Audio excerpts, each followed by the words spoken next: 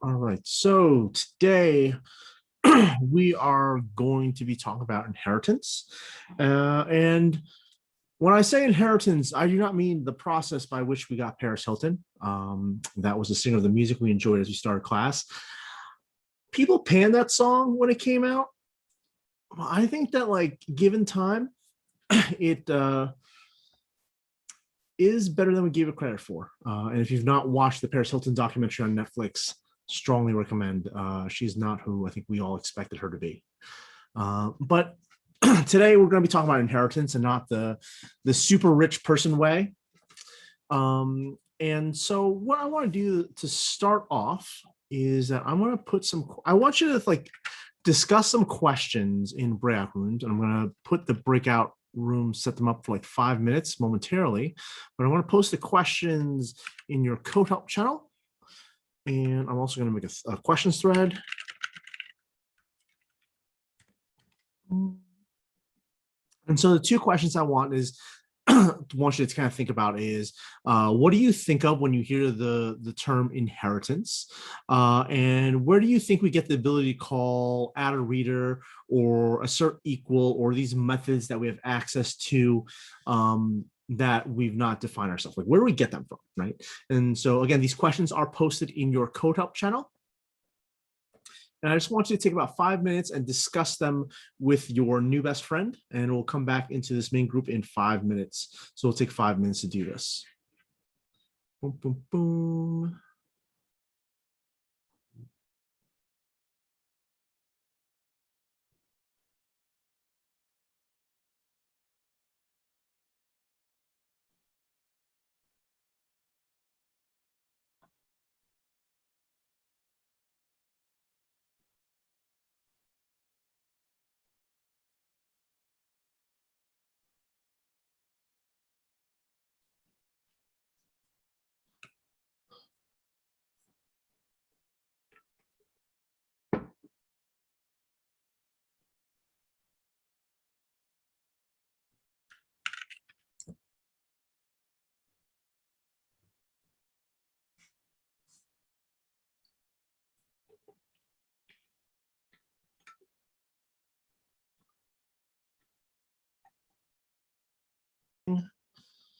And I would like, let's hear some thoughts. Let's see here.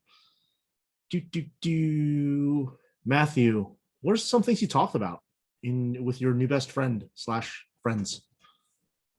So as far as inheritance, we just kind of we feel it was taking an attribute of something from somewhere else, sort of thing, like being able to use it. And then with the add a reader and assert equal, we kind of feel like everything like that's just stored somewhere. Like maybe there's like a giant class that's gotta live somewhere, right? Yeah, just like stuff like def add a reader, blah blah blah, somewhere. All that. No idea where it is, but I mean, it's a mystery, right? Everything's a mystery until you figure it out. Yeah. And so as my dog goes nuts over my hand, let's define what inheritance is. And I want to put this in my screen here. And again, I'm going to post this, all the notes that we take here together in class in your channel at the end, so you have them forevermore. All right. So from Sandy Metz's book,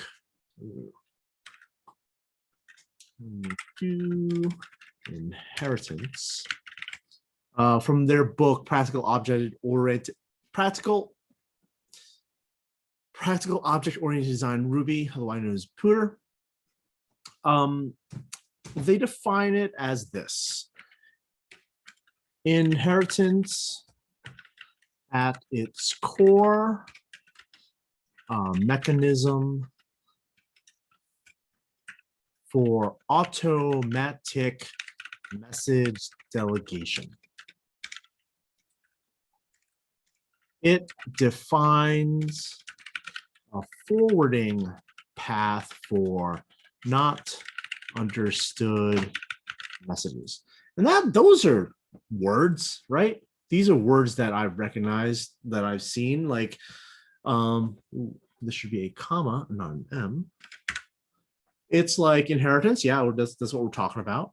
Mechanism. That's a word I know. Automatic message delegation. Well, automatic. Yep. Message. Yep. Delegation. Yep. Like separately, I know what those mean. Together, less clear. And I think that, and when we see it's like it defines a forwarding path for not understood messages, and it's like what like I don't really. I think it's very natural for the thing like messages. Like what we were just talking about methods. Why are we talking about messages? And this makes a whole lot more sense when we kind of understand that when you are calling a method uh, on an object in Ruby, we are, yes, we're, we say that we're calling a method, but what's happening under the hood is that we are in fact sending a message to this object. So when we are doing like hello dot uppercase, right? What we are in fact doing is that we are sending a message to hello by doing this. Hello dot send uppercase. Like this is kind of what's happening under the hood, is that we're saying, hey, hello, I'm going to send this message like symbol uppercase, and the string hello gets that message and be like, oh, cool. The string uppercase, that means I need to go find my uppercase method and do the code within. And that's how that's like how methods work in Ruby. But like again, this doesn't really help us with understanding not understood messages. But like when we think about it, when we talk to what we talked about in the question, it's like, where does add a reader come from? Where does whatever that other one that we asked you, like, where does that come from? Like, we never defined those methods. So where do they come from? And that's where this idea of automatic message delegation happens. A forwarding path for not understood messages. And you've encountered what happens when you don't have a good forwarding path for not understood message. You get that error message. I don't remember the exact wording, even though I've seen it a gajillion times, like no local variable or method, right? We've all seen that error message 10 million times. And that's Ruby telling us like, hey, I don't have a forwarding path for non-understood messages, right? And inheritance is this mechanism that we use in order to like make sure that like the methods we want to use are found. That's exciting. These are words. Everything's just words. So before we start going into inheritance proper, we need to talk about the rules.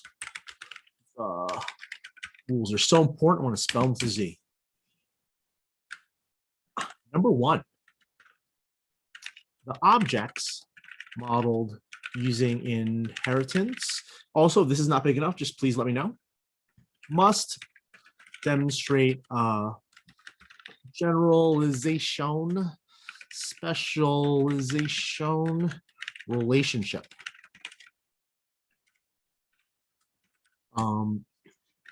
Meaning that when we use inheritance, the two objects will kind of link together, need to demonstrate some kind of link. And we're going to talk about this in greater detail a little bit down the road. This is the fancy one. When a class inherits from another class, it receives access to all of the methods and instance variables from that other class.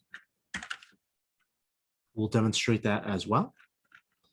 The inheriting class is called the child or subclass. This kind of goes back to the first rule where we have a generalization specialization relationship. Like inheriting class is going to be called the, not the subclass, the childhood subclass, because when we create an inheritive relationship, there's definitely a hierarchy to it. The class being inherited from is called the parent or superclass. Stands to reason that if the lower level one is called a child, the upper one is referred to as a parent. This one may seem a little odd at first, but it'll make sense in a little bit. A class can inherit only from one parent.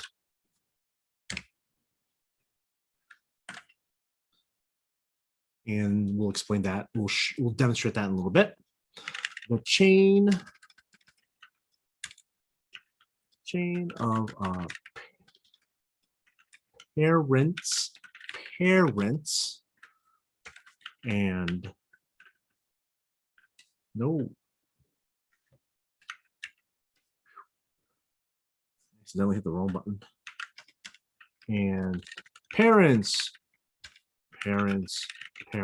blah, blah, blah, ad nauseam, are called ancestors.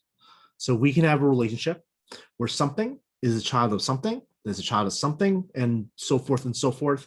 And the idea is that anything that is above from the thing you're referring to is referred to as its ancestors. They're really leaning into this kind of parent-child analogy pretty hard.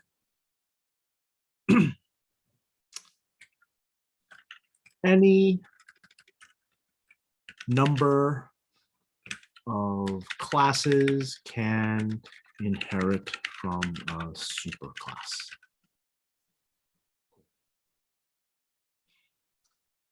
So we're going to kind of go over these and how they kind of fit together. But the example that I'm going to use now and for the rest of this class is we are going to kind of build together, using inheritance, a system to model the various employees at a company, right? A company might want to know things and store information about its employees, so we're going to kind of model that. And so the convention that we should be using when we're talking about inheritance is that two objects need to have a relationship. Is a relationship. And I'll give you some examples of this. A corgi is a dog, right? And so this is that if we were taxonomists of the animal kingdom, and it is our job, and this would probably be the best job ever to classify all the dogs in the world. Our superclass, our parent, would be dog, and corgi would be the subclass or the child, right? And this fits into an is a relationship. A corgi is a dog. This also goes back and fits our generalization specialization relationship. In general, like dogs are the general kind of thing. We have like there's so like whatever all the dogs, Dobermans, German Shepherds, whatever, all the dogs. Corgi is specialized. A German Shepherd is specialized. It is the smaller thing.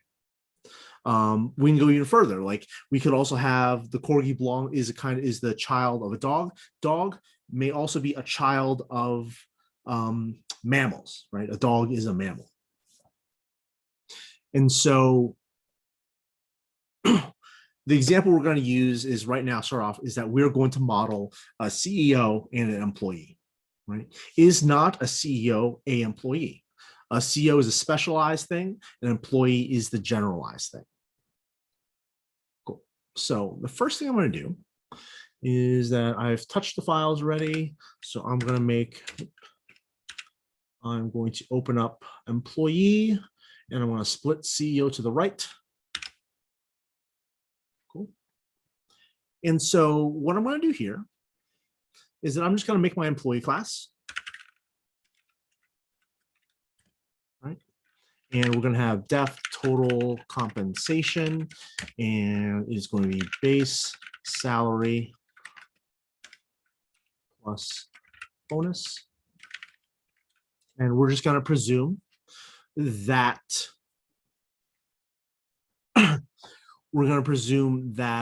every employee is going to their total compensation, what they make, is going to be whatever their base salary is plus the bonus, right? And so this is the general, and the idea is that we want that every single class that's going to inherit from employee is going to have this method available to us. So what we're going to do is now we're going to make the CEO, right? And so what we're going to do is that first, because the CEO is going to inherit from the employee, we need to make sure that it knows where it's inheriting from.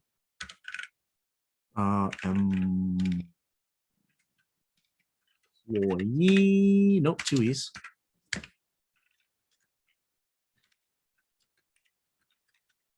And this here is the key. This less than symbol, or as I call it, the open alligator mouth, is denoting that this CEO class that we are defining right here, it is going to inherit from the employee class. And it knows about the employee class because we require it up here, and that points to over here. So we're going to do that. And I'm just going to build out the CEO class. We're going to do def initialize. It's going to take in a base salary and a bonus. And we're going to do the base salary equals base salary. And we're going to see bonus equal bonus. And I'm going to be the appropriate amount of extra and line these up. And oops. And we're going to make add readers. Base salary.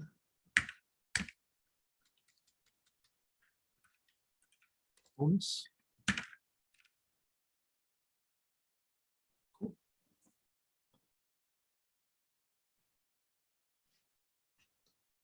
I'm going to make a runner file.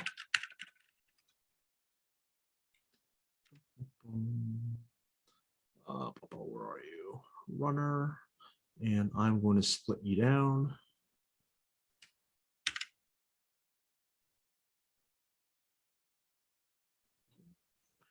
And here in my runner file, I'm going to do require CEO file. And I'm going to do CEO alley, CEO.new. We are going to make their base salary 15 ducats, and their bonus will be 20 ducats. And we're going to do puts alley.total compensation. And so when I run this runner file, what do you think I'm going to see on my screen? Erica, thoughts? What am I going to see if I do Ruby runner.rb and I hit enter? You're going to see the result of 15 plus 20, so 35. 35. And we do. We get to 35. And the thing is that this works, even though we are running the total compensation method on Alley, which is a CEO object. It works even though we've not defined total compensation here. What we have done is that we've defined total compensation here. And because we are inheriting from employee, we get access to total compensation, right? And this kind of comes back to scope a little bit, right? Scope is this kind of like this process. Like, okay, well, this is available here. If not, it's going to go look here and so forth. This is the same thing. So the CEO object is like, hey, do I know anything about a total compensation method? And it's like, no, I don't. I'm like, okay, cool. We're going to go up. We're going to go up to my parent. And then it's going to go like, hey, parent, employee, do you know anything about total compensation method? I'm like, yep, here it is. And it gives us like, hey, here's the method. And then we can take the instance variables, the attributes, base salary, and bonus. To have access to, and that's how we get that 35 on the screen. Questions so far about this kind of like this kind of like pretty bare bones example of inheritance?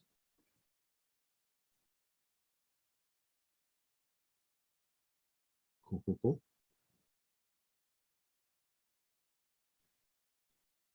Laura? So why don't you need the add reader and like instance variable like initialize in employee? Because it has access to it because of inheritance. we don't need to put that stuff in here because we're defining it here. So this kind of goes to a bigger point, is that like, because we're using these terms of parent and child, we sometimes think that like, hey, the parent will pass stuff down to his child, but that's not really what's happening. What's happening is that the CEO object is being said like, hey, I'd like you to run this method, total compensation. The CEO object does not know anything about total compensation. Because it does not know anything about total compensation, it's going to ask its parent employee, And the employee's like, yep, I know about total compensation. It's your base salary and your bonus, plus your bonus. When we inherit, everything gets access to all the instance variables and the adder reader stuff. But what if you wanted to do stuff for the employee What without, stuff? I don't know, like other, like have the numbers for an employee? Yeah, so the thing is that like this is why we say that the inheritance kind of relationship should be a generalization, specialization. Inheritance, as we're talking about here, is using a tool in order to reduce the total amount of code we're writing. We're using inheritance so we have this total compensation method so that we do not have to rewrite the total compensation method in every single like subclass that we make. I think this will become a little more clear as we go through and make more child objects. So let's put a pin in this, and we'll come back. Remind me if I forget, like to come back to make sure that like your concerns are answered. Cool. Any other questions at this point?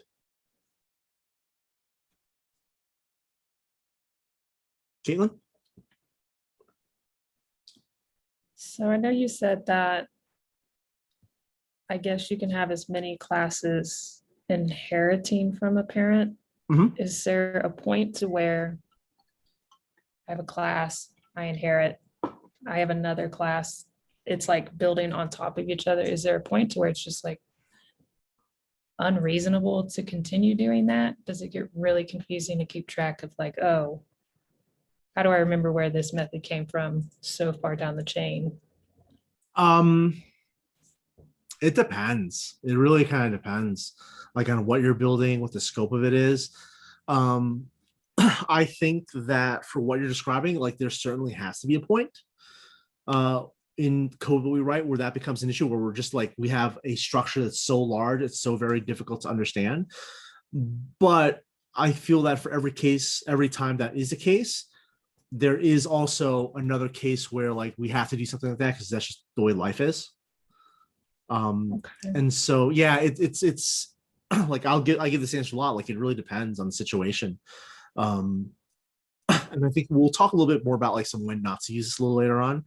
But like you are right, there are times where like we shouldn't do this, and it's something that we're only going to get with time. Like it's just kind of like experience that we're going to get used to this, right? And okay. I was going to ask one more question. Yeah. I guess kind of going off Laura, what Laura was saying. If we have a class employee, but we're not doing like adder readers for it, are we writing a test for it still? You'd be writing the test you'd be testing CEO, Okay. right? And you're testing this method through CEO. Okay. Mhm. Thank you. And we'll show some things about how to override stuff a little later on. Yep, Miriam. Yeah, I was wondering what the difference between inheritance and modules are, because you use inheritance so that you don't have to use the same method over and over again or Mhm. write it over again. And modules are kind of, Well, I mean, Um, that is one use of modules. It is not the only use of modules. I would say that inheritance is a better tool when you have a firm hierarchy in mind. okay. Like for example, like this structure, like an employee structure, we can think about how in an organization, inheritance makes a lot of sense because it's like, yeah, like I have this idea, like, hey, like I have employees and I have CEOs and they all fits down. And like you could potentially think of like a structure where we have we'll call it a manager class that inherits from employee, but then we have different kinds of managers inherit from the manager class. Does that make sense? Okay, Right. yeah. So inheritance is really good for like strict hierarchies. Mhm. And again, you could use it to do anything, but like I think that like inheritance would be my tool when there's a hierarchy that I'm trying to model, like a real world hierarchy that I'm trying to kind of like Right. duplicate. Oh, okay. All right. That Mhm. makes sense. Thanks. Rowan? So in this example with the CEO and the employee, we wouldn't or couldn't make an actual instance of employee, only the CEO that has the initialized, correct? I mean, you could make an employee, but it just wouldn't work.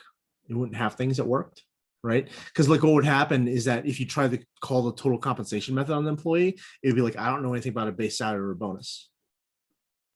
Does it need to have the initialize method? It doesn't to- need to have initialize. Like Okay. objects, initialize is just a method that just gets run whenever an object is instantiated. Like you can have methods, you can have objects that don't use an initialize method and they still work. Like Okay. initialize method, like essentially what's happening right here is employee, like this is literally what's happening. Did I spell that right? Okay. This is essentially what this is. It's just that because it's empty, we don't put it in because there's nothing in there. Okay. But So we this is wouldn't. essential. So we wouldn't make an actual instance of it. We'd only want to do its child classes essentially. Yes. Okay. In general, you could, but like in this narrow example, like it would be kind of pointless because all you have is one method doesn't work. Right? Cool. Caitlin, do you have a new question or is that an old hand? Sorry, I always Sorry, forget to that's drop. okay. Matt? In the case where you have, like you were saying, like an employee, a manager, and then I don't know, like a CEO is a kind of manager, and you have other kinds of managers. Sure. Would it be reasonable to have the employee class the way you have it, but then like, could you have managers in like, with a initialized method, and some people are just managers, and then like, executives are like. You could. I probably wouldn't build it that way. Because like in like my general preference is to only build out classes of like the lowest possible thing, right? So I guess for example, like if we go back to that dog example, right, we would instantiate a corgi object. We want to have instantiation of like a German Shepherd, but we would never instantiate a dog, right? Like the general parent stuff, we generally don't instantiate copies of that. We use the parent objects as a tool in order to kind of like dry up our code. Okay, thank you. Cool. Great questions, like really good questions. That being said, let's take a break. Let's come back at 1:40. And cool. So we're going to go over what we just asked you to do, and then we're just going to follow instructions. I just went ahead and made the file, require the employee in here, and we are going to look at the thing. Create a sales manager class that inherits your employee. Cool. Class sales manager inherits from employee. Check. Next, takes base salary and estimated annual sales as arguments when you initialize. Initialize and its base salary, estimated annual sales. Cool, and we're just going to set up the attributes for that. Base salary equals base salary. Estimated annual sales equals estimated annual sales. And we'll make the add a reader. Salary. Estimated annual sales. Cool, that looks good. I don't think I misspelled anything. I don't think I put any punctuation where it doesn't belong to be.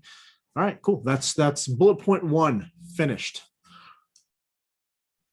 Create a bonus method on sales manager that returns 10% of estimated annual sales. Bonus.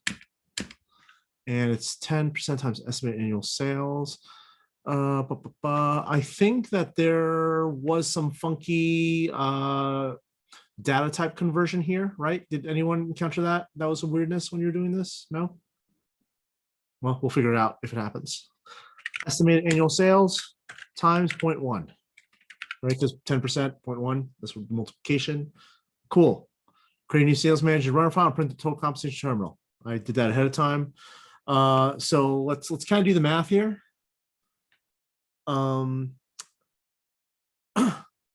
So I guess let's talk about what's happening here. We're instantiating a new sales manager, 10,200, and the base salary is going to be 10 ducats. Estimated annual sales is going to be 200 ducats, and we're going to print out total compensation. And so it's going to look in the sales manager class for total compensation. It's like, hey, I can't find total compensation.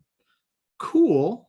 I'm going over here to employees. Like, okay, base salary. Cool. We know what base salary is because the base salary is here, and that's going to be the 10 and the bonus. And the thing is, the difference between this and CEO is whereas the CEO bonus was an added reader and attribute store an instance variable, there is no such thing, but we have a bonus method. So it's just going to grab the return value of that. So 0.1 times 200 is 20. Thank you. Thank you for not making me wait too long and look like I don't know how to do math. So theoretically, let me save this. When I run the runner, I should get 30 printed out to the screen, right? Oops. What have I done? What have I done? Put 0 before dot. Yeah. It doesn't like that. That's the thing I was talking about with the weird, the thing. It does not like the 0.1 hanging out by itself. And we get that 30. If we wanted to, we could wrap this in a 2i to make it a nice even number, but let's just leave that as is. It's good enough. We don't have to worry about units. Laura. Yes. Yes. I have a feeling it's going to be a good one. I don't know. I pretty sure I have exactly what you have written. However, I'm getting a cannot load such file error. Cool. It's probably something going on in your requires. Let's post that in the thread. Do you kind of want to keep moving on? Put that in the Code Help channel thread, and we'll revisit it afterwards. Oh, I found it. I Oh, think. okay, cool. Hopefully that's awesome. All right. Did you do it? No. Nope. Actually, let's just go share your screen. Go ahead and share your screen. Oh wait, this is a different one. It might Oh. be the C because I did the CEO one. Mhm. It looks like that's messing it up. Okay, I'm gonna do that. cool. So let's move on, and we'll come back if we have issues. Chloe? Mine prints out the correct number, but puts like a percentage sign afterwards with a colored in background. I am not sure why that's happening, but let's put that in the Code Help channel, and we'll come back to that if we have time. Otherwise, we'll just handle it after class. Cool. Isaac? So in the bonus method, Mhm. should we use just the so as the estimated annual sales? How come we don't use the at sign? Because You we know, have an adder add- reader. Okay, so when that happens, we don't really need to use the at sign everywhere in the code. No, I usually do, but like just this time I didn't think of it.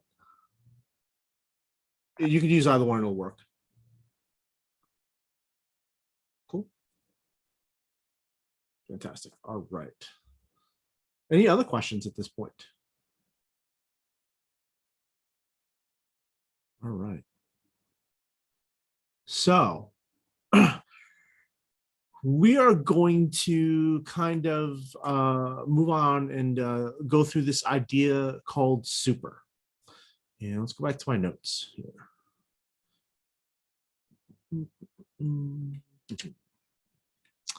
When called inside a method, super calls the method from the super class with the same name.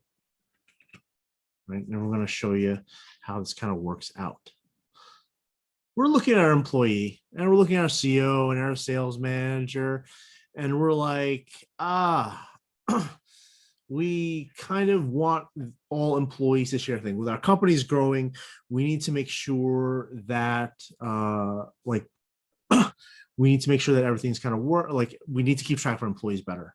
And what we want to do is that we want every single employee to have their name and ID, right? And that sounds reasonable. Like as a company, yeah, we should have employee IDs for ID numbers for employees, and we should probably know what the names of our employees are. And so because this is information that we want stored and kept track of across all employees, this code would, do we think, go where? Jamie, what do you think? Where should this go if we want all employees to have it? I'm sorry, I definitely missed the question, what you were leading up with. Yeah. If we want like all employees to have something, where would we add the code? You're muted. Into the employee class. Right. Yep, exactly. So what we're going to do is that we're going to make it so every single employee is going to have a name and ID, and that's going to get passed in. So what we're going to do is I'm going to pop up here, and we're going to make an initialize method. Initialize name ID, name equals name, ID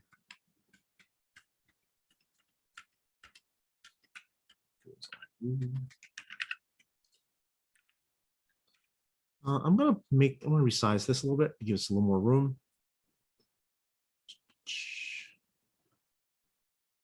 Come on. And I'm just gonna pull this down a little bit.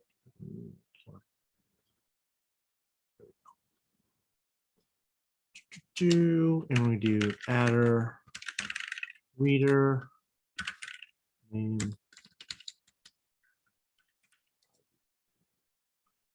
I mean, so we do this.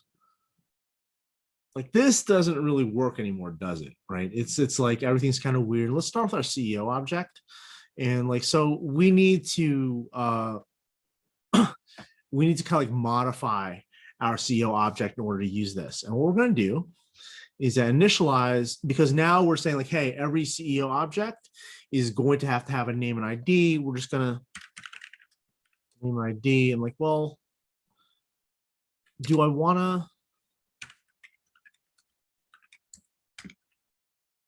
do this? Like that feels like a kind of a waste, doesn't it? Because I already put that over here. Right. So what we're going to do is that we are going to use super. And so what we're going to do here is we're going to do super name ID. And as we defined earlier, super calls the same method from the super class. So because super is here in initialize, it's going to call initialize in employee because employees it's super class. And like the word super, it's kind of like it's not the greatest word to describe it. So like what I do is that in my mind, when I think super, I think call parents method. Right. So when I see like super, this means, okay, I need you to call my parents initialize method, wherever it is. Right. And so what happens is that when we instantiate a CEO with the 4 attributes, and I'm going to change this right here, name,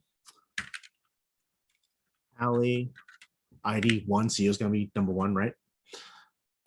We instantiate a new instance of the CEO object. We pass it to it the base salary, the bonus, and name ID, right? We come over here. Like, cool, we have these 4 things that are getting sent in. We take in the 4 things. Base salary is base salary, bonus is bonus. Name and ID, we're going to shoot that over to this initialize where it then gets stored in at name and that ID. So when I do this, oh no, I should leave that there. I'm just going to comment that out. Comment, I'm going to delete that. We do puts Ali dot name. Let me just save everything. I should see Ali on the screen, and I do. Right. The call to super here calls the employee classes initialize, and then that will send over name ID, and this is where this gets set, and this is where the adder readers are. We specified the arguments that are going to super. Questions about what I've done? Ted? Yeah, I was wondering, what is the bare minimum that you need to do the super? Like, do you need? We're going to talk about that in a little bit. Oh, okay. So just hold your horses. Ryan? Generally, when a class is inheriting something like that, would you put it on the end of the arguments rather than the beginning?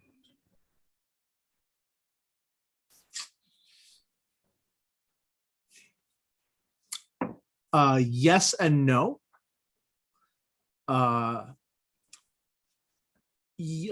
Sometimes you don't get that choice. The stuff comes in as it comes in. You got to deal with it. That's one, right? We don't always get to choose the order the stuff comes in, right? Two, yes, I'd probably do that. Three, ideally, perfect world, I would want these to come in as hash options. I just come in, like I just said, as a hash, and then I would just do whatever I want to do with it and just pass the whole thing, right? So those would be like kind of like my hierarchy of answers for you. And I hope that answered your question. Cool. The thing, and kind of pop back to what Ted was asking, super takes three forms, right? What we saw here first is that super can take args just like anything else, and they kind of map out and they work as normal. Like as we expect it to, as we expect, like just sending arguments to another method would work. They just get sent over and the order matters, and that's cool. However, other things can happen. We can also do, so this year we're very specifically and very narrowly defining what gets sent over to the parents method. There's also what I call plain vanilla super. And when I do this, it sends everything. So for example, if I were to do this, just super like this, it would send base salary, bonus, name, and ID. It would send the whole shebang over to employees initialize, right? That's the second form. The final form is super with empty parens. And this is probably the only, I'm pretty sure this is the only time you'll ever put empty parens on a method in Ruby. And what this says is that call a method, but send nothing. And those are the three ways to use super. Ted, does that answer your question? Yeah, and you don't need inheritance or you don't have to have an adderator, right? What do you mean? I mean, we have the adderator here because we're defining this here, so the adderator goes here. Okay, so name ID, and then it's only way you can, so it just sends over the class before their adderator. Yep. And their initialize, which is essentially we've split things up. So like the adorators for things, the adorator should be where things get defined. So in this case, when base salary and bonus get defined, we put the adorator here. When name and ID get defined, we put it over here. And we keep these things together. Do you need to require employee for super? Well, yeah, well, it wouldn't get that far because you need to require employee for this. Oh, okay. Right. You can't even inherit until you get here. So like we're not even really hitting this yet. So I guess technically, yes. So you need inheritance to do the super. You have to do that. No, because there's also other inheritance going on under the hood. So like, and let's put a pin in that. We'll get to that. You'll get to that when we go over the Ruby object model tomorrow. Okay. Right. The thing is that everything inherits from something else until we get to the top. And super will just call whatever's next up in the chain. Cool. Thank you. Any other questions about super so far? All right. So I think, so the next thing we're going to talk about is overriding. And I think this may go a little bit into what Laura was asking about earlier. Maybe. Let me know if it does or does not. Actually, let me take this away and undo this. And I'm just going to run it again just to make sure I didn't break anything. Cool, that still works. Fantastic. And so the thing is that we can override methods from our parent class by redefining it lower, right? And so what we're trying to model here is that sometimes there are exceptions to the rule. This is from the lesson plan, and I didn't know this because I don't know things about a lot of animals. Do mammals lay eggs? Like, this is not a trick question. No. No, they don't, right? However, in general, they do not. However, there is one mammal that does lay eggs, and that's the platypus. Platypus. Yeah, right. So there's an exception. So like that would be the exception to the And the rule. echidna, And what? echidna as well. I will take your word for that. I don't even know what that is, but like if you say it, I'll believe you. So if this comes up in bar trivia when I decide to go out to bar trivia and I get this wrong, it is on your head. So because we have exceptions to the rule, i.e. this whole platypus echidna thing, we also need a way to create exceptions to the rule in our code. So what I'm going to do, I'm going to make an intern.rb file. And we're going to make an intern. And what I'm going to do, I'm just going to copy and paste some stuff so I don't have to type it. Cool. And we're going to do class intern. And as we know, it inherits from employee. We're going to do def initialize. It's going to take an hourly rate, name, ID. Hourly rate equals hourly rate. We're going to super the name and ID as we did with the CEO. And cool. And so what we're going to do is we're going to do def total compensation hourly rate times 2,000. Nope, not 20,000. Like this. And so Bob is going to be our intern. Hourly rate is going to be $20 an hour. Name, Bobo, ID, numbers. And so when I do a puts Bob total compensation, I don't even know what the math's going to, I'm just going to run it and I'm just going to assume the math's going to be right. Remember when you're kids and your parents told you that you need to do math because you'll never have a calculator with you everywhere you go? That was a little crap. Did I spell? Oh, I didn't save it. That's why. Oh, I also need a require. Yeah. You'll never have a calculator everywhere you go. You know, it's called a cell phone. I'm a little bitter about math and not using a calculator.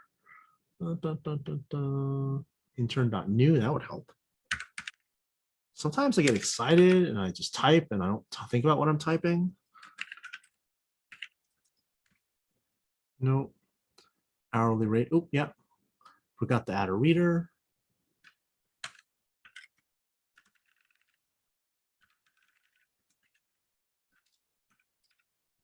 Cool, let's run that again. 40,000, that seems plausible. And so, like, you may think, like, hey, what about a bonus? Like, did we not define total compensation as being the base salary plus bonus? Yeah, plus bonus, right? And this is what we mean by overriding. What we're doing here is that we're instantiating a new Bob, a new intern, and we're printing out total compensation. So we get to the intern class and we're just like, hey, intern class, go run that total compensation method.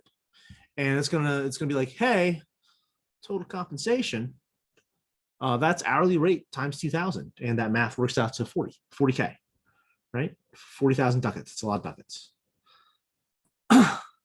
And the thing is that, like, it doesn't go to this total compensation because we're not using, how would we term it here? The mechanism for automatic message delegation. When you've lost your keys and you go looking for your keys, when you find your keys eventually, do you keep looking for your keys?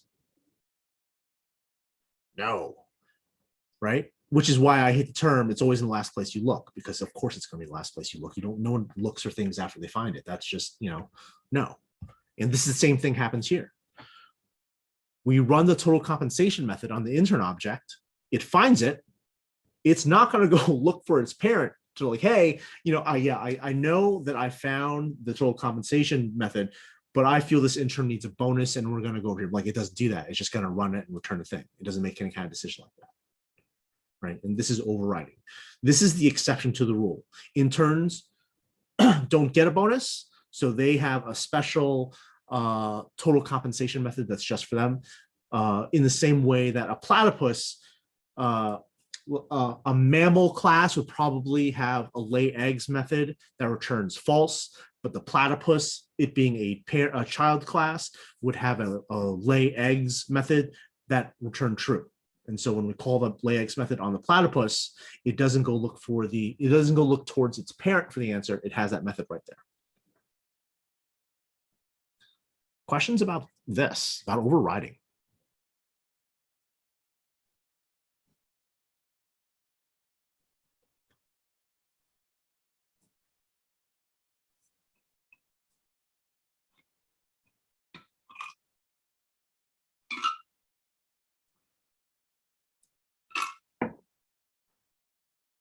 Cool.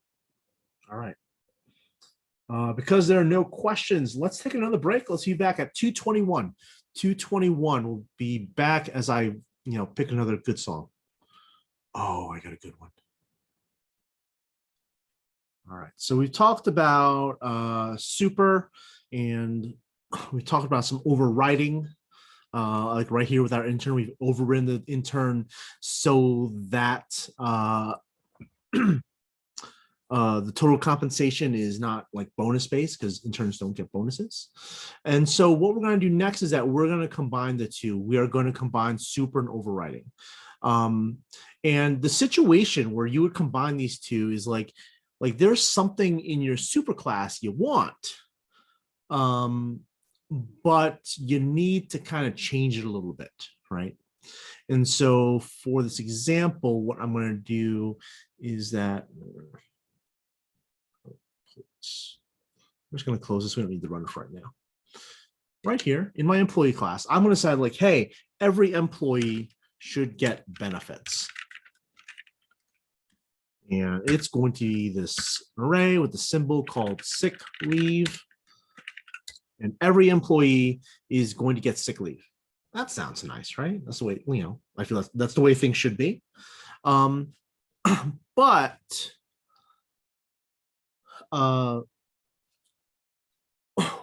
we kind of want to modify this so that certain employees might get more benefits, right? So we're in the CEO. What we can do is that we can do def benefits, right?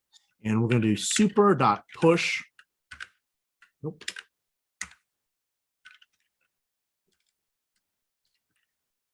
Health insurance. And so what this does is that now when we instantiate a CEO and we run the benefits on the method, we're going to hit the benefits method here, and we're going to hit this benefits because we're overriding. And as we're overriding, we're going to call the parents benefits, which is, it gives you this array sick leave. And then we take the sick leave and we add on to health insurance, and the CEO gets sick leave and health insurance. Right. And so for the intern, if we run benefits on the intern would only have sick leave. Sales manager would only have sick leave because these are not referenced here, whereas the CEO gets the sick leave and the health insurance.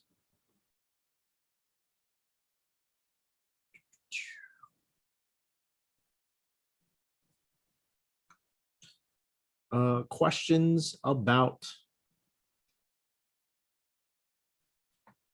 super and overriding right now?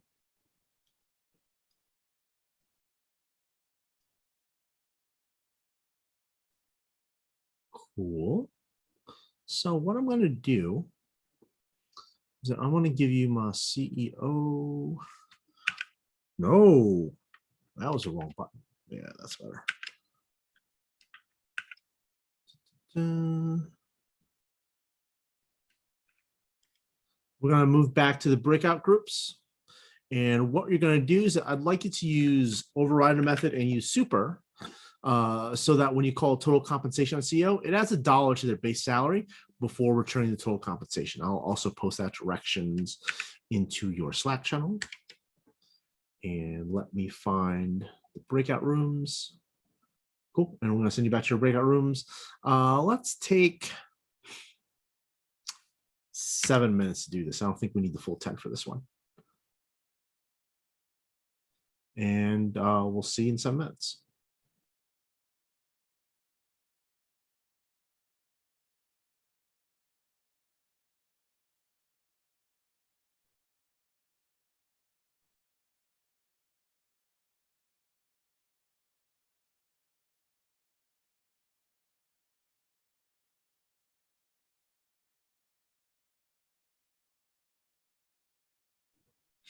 And so our task was to override a method and or use super so that when you call total compensation on CEO as $1 base salary before returning total compensation. So yeah, so let's see here. So I think that what we'll do is that we can do total compensation. No, we gotta def that first. And a couple ways we could do this. One way, super +1, right? If we are adding 1 to the total compensation, this only really works because of the transitive value of addition. That means that like 1 + 2 is the same as 2 + 1. So like it doesn't really matter that we are adding +1 to the whole thing as opposed to like just the base salary as instructions decreed. And so like this works, the 100% this works. I think that if I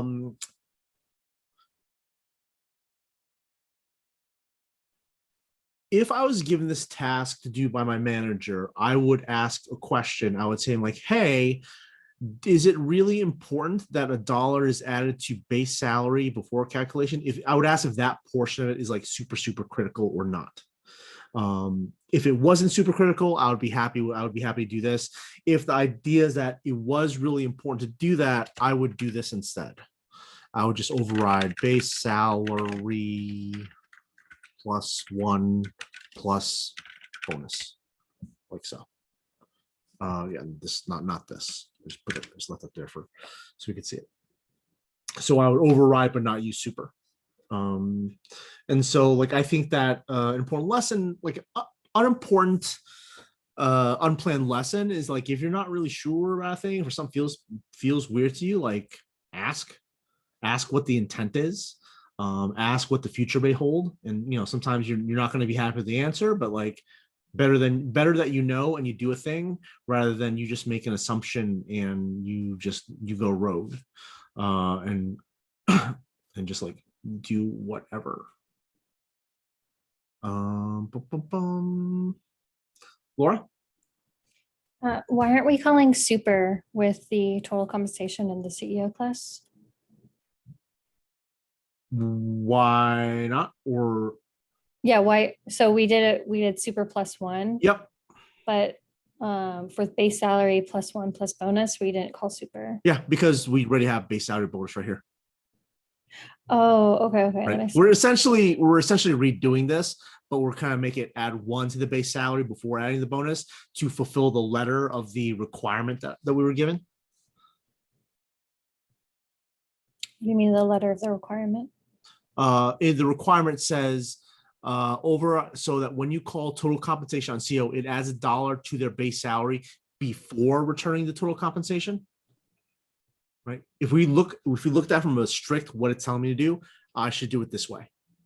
Right. I would do it this way because like me using math, I understand that it's the same thing if I do base salary, if I just take the super and add 1 to it, because that's how math works, right?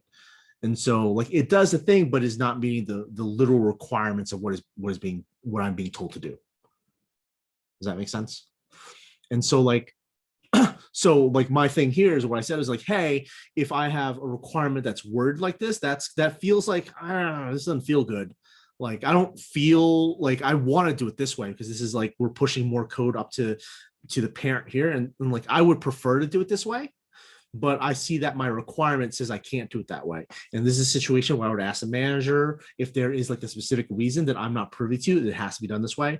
And I would be like, hey, do I need to do this way, or can I just do this instead? I would just like, hey, and I would, lay out my case and like about like why I feel that this is weird. And sometimes I feel a lot of the times you're just going to be like, the requirement you are given is going to feel stupid and it's arbitrary, and you're going to be angry about it. But the thing is that there's always a bigger picture, and sometimes things are the way they are because of other constraints you don't have control over. And so you got to do the thing. And so that is why I'm not using super here, because this here, though less efficient and just ugly, I just don't like how it looks. I would prefer not to do that, but the requirement, the direction I was given is that I need to add the dollar onto base salary before I add the bonus.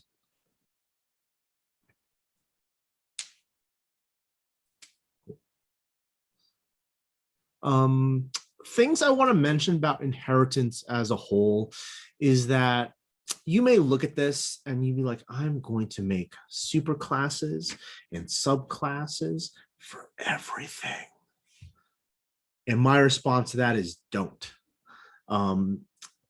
You can see here, we've created like a bunch of files. We have this fairly complex interlocking structure, and it does it. The thing is that we are making a lot of work. If there's only going to be like 1 or 2 subclasses, it's not worth it. Just make like, for example,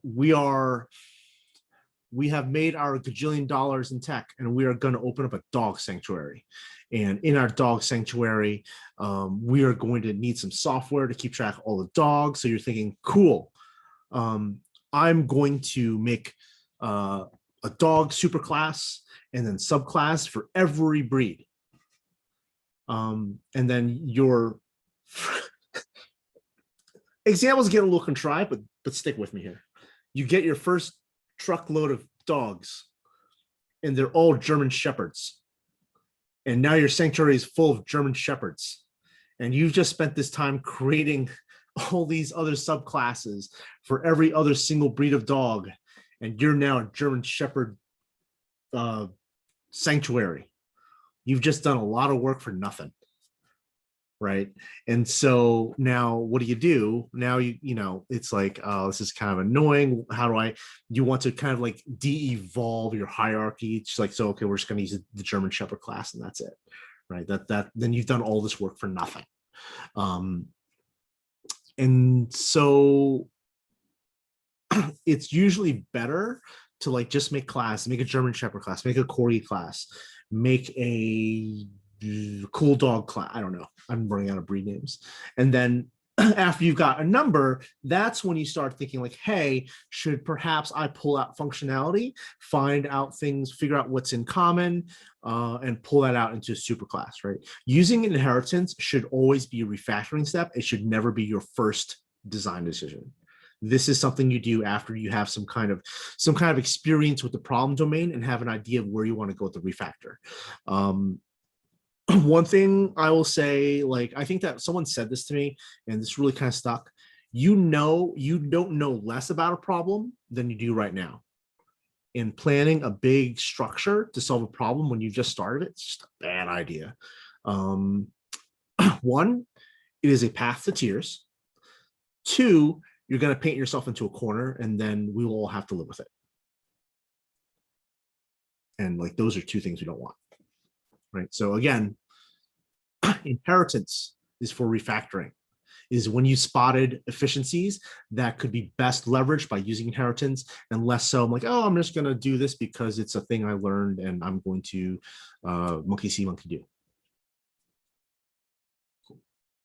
And I think the last thing I want to mention, I think Miriam was talking about using, like, when do I use modules and when I use inheritance. We're going to talk about modules in the future.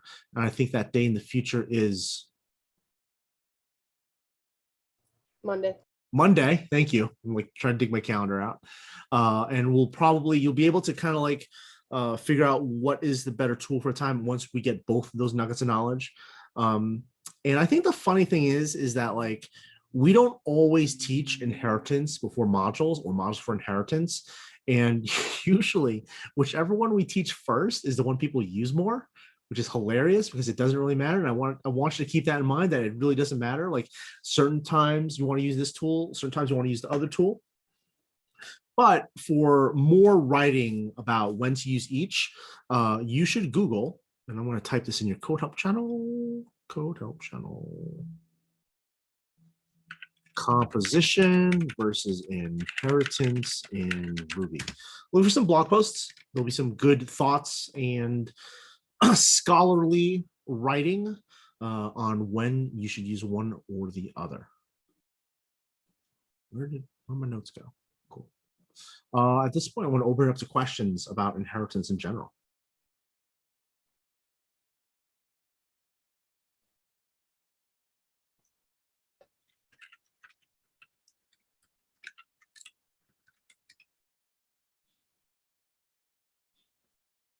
I'm going to do this awkward dance in front of a camera so I get some questions. Tanner. Yeah, it would be about if it's preferable to always use like an adder reader in your subclasses and then using and not using like instance variables in your superclasses. So like in this case, like what I thought of was like, say you wanted to do the same like total compensation instead of using like at salary versus at bonus. But then I saw that you modified bonus to output something else. So is it kind of like, because like with name or like at base salary could kind of be one that you can make the argument for. So is there just to always use adder readers? You want to use adder readers if you're expecting to expose it to the outside world. In this contrived example, I'm just presuming that every for the software is going to need access to the CEO's base salary and bonus always, right? And then we're just making that presumption. I will never, I don't use adder readers unless I expect. If I was writing code, I would not use an adder reader unless there's an expectation that I need this information elsewhere. And to be honest, like here, I got a little lazy-paisy. That's a word. Usually I always reference things that are in instance variables by the instance variable because it is actually a little bit faster. Because you're not going through the intermediary of the reader method. You're accessing the instance variable directly. And usually I will do that, but today I just totally blew my mind. Like I was talking all morning. What do you expect? Lots of talking, lots of thinking, a lot of battle shipping. Right. And I think that's like, true of all of us. Like when we get a little tired, it is harder to make the best decision and our decision mechanisms get a little degraded, and hitting that shift too much for me today.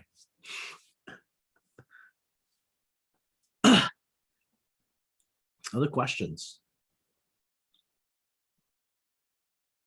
Cool. All right. In the lesson plan, there are some additional discussion questions if you'd like to go and attack those, and some extra bonus content if you want to take a look at that. But that's it for today. You are all set. You have the rest of the afternoon, sans those who are doing their mid-mod early birds at 3:05. The rest of you, prepare for your mid-mod tomorrow morning, get that pre-work done, et cetera, et cetera. But have a good one. Toodles. Bye-bye. Bye-bye. Bye-bye. Hey, Mike, is there Yes. a link for tomorrow's Ruby Objects work time, or what is that exactly? Yeah, we'll post that link when Oh, tomorrow. okay. Yep. Oh, okay, cool. Thank you. No problem.